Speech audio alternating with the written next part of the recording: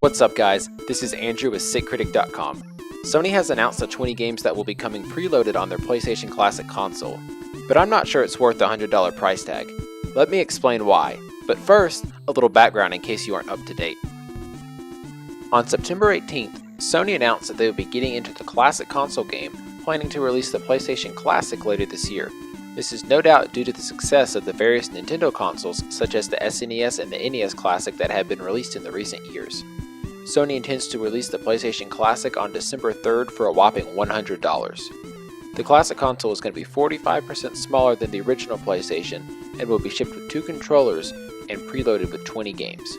Which brings us to today's news. Sony has revealed the 20 games coming to the console, which most notably include Metal Gear Solid, Grand Theft Auto, Twisted Metal, Rayman, and more. A full list of the games can be seen in the picture below.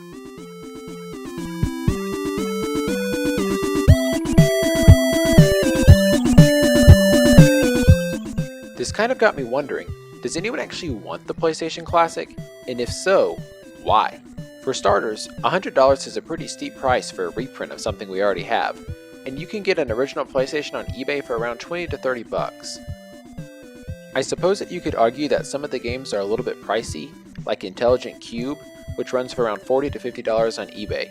However, the majority of the games can be picked up for less than $20 if you keep your eye out for them. I also highly doubt that many people are interested in replaying more than 2 to 3 games of the 20 that were announced. Personally, I'd rather spend $80 on an original console and physical games than $100 on a reprint of a console with preloaded games that I don't really want. Now maybe this is just me, because I am admittedly a big fan of physical games. I hardly ever buy digital games simply because I don't like the fact that I don't own it physically. If I own a physical copy of a game and I'm done with it, I can either sell it and get another game or display it in my collection. With a digital copy, I can't do either of those, and I just don't like the feeling of not owning it physically. It sort of makes me feel like I'm being cheated out of something.